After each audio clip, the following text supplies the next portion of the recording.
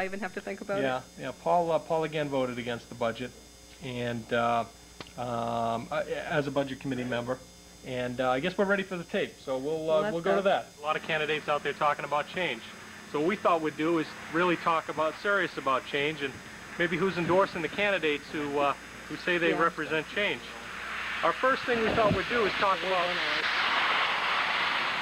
about the people who may be supporting the candidates who represent change. One of the candidates, Mr. Chris Hyde, says on his sign, positive change. Well, we're here in front of the superintendent of schools' homes, David Brown, and apparently he favors Chris Hyde, who supports change, which is kind of interesting to the Taxpayers Association. You would think that the superintendent of schools would want things to say the same. So we're here in front of the superintendent of schools' house, and we thought we'd take a ride around town to see who else supports some change in the schools, or who else is supporting Mr. Hyde and his plan to change this. Now in front of the assistant superintendent school, Dave Jack, and apparently he's looking for change as well. Wow, this is very strange that Dave Jack would be wanting change in the schools as well, that Chris Hyde supposedly represents.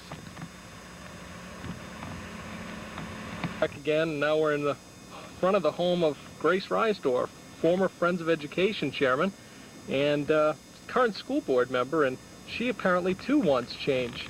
What kind of change could she want? I would think she'd be happy with the current system, but apparently she wants change too.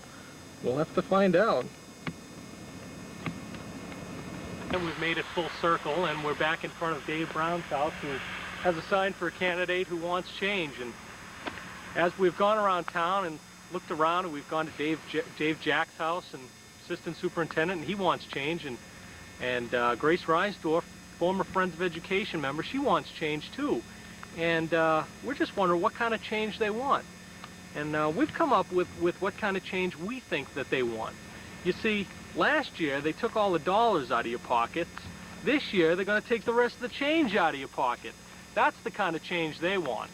These people don't want any real change. If they wanted real change, then they'd have somebody sign like Bob Thompson, who's running for school board and who represents change, or they'd have Mark Donovan sign, who is another candidate who represents change. So when Derry voters go out to vote this year, and go out to vote on March 12th, don't be fooled by slogans that talk about change, but the candidates represented by the establishment. A good sign of a candidate is who he surrounds himself with. And the people that have surrounded themselves by the establishment don't represent change at all, but represent more of the same. So if you truly want change, then Bob Thompson and Mark Donovan are your candidates. Remember to vote on March 12th.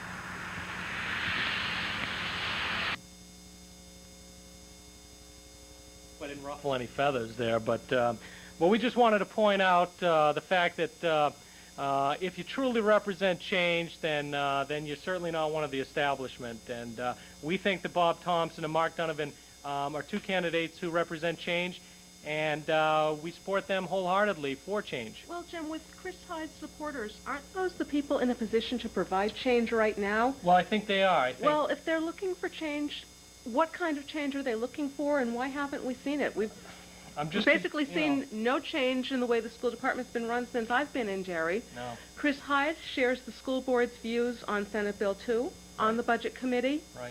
He supports the school board endorsed budget. He has supported every school board endorsed budget since I've seen him around. Right. And he's also supported all their views on the warrant article. Yeah, and I think probably too, same could be said for Joel Albright, although we didn't necessarily pick on him. He doesn't really have a sign that would say vote for change or anything like that, because it would kind of be silly. Well, chairman of the school board, what kind of change? If he couldn't get it while he's already in there, what's he going to do if he gets No, reelected? he thinks he's doing a great job, and if that's what Joel wants, and if that's what the people of Derry want, then you know, the choice is there. But again, we're going to wrap it up now. But again, we want to thank you for tuning in. We want to thank you for tuning in all year. We want to thank everybody who volunteered, Sue Bruno, Sue Raby. Because we have Pat Walsh here tonight, Gary Burrett and Cliff Berry. Paula Cantwell. Paula Cantwell, absolutely our volunteer of the year. Paula Cantwell is the one we were talking about with the petition drive. Most of all, too, don't forget, we'd also like to thank Channel 38 and Dave and Barbara. Barbara. Mike. Yep, Mike, and yeah, everybody that's helped out throughout the year. We couldn't have done it without all of you. Yeah. Thanks a lot. And, again, thank you, and remember to vote.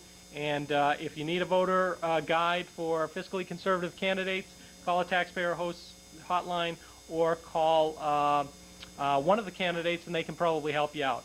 But again, thank you for tuning in, and good night.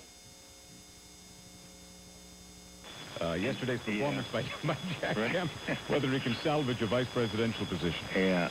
Well, I definitely think Clinton's beatable, and I think there's other shoes to drop between now and November. What about my theory that Clinton will tell people that if you distrust Newt Gingrich as much as you should, then who do you want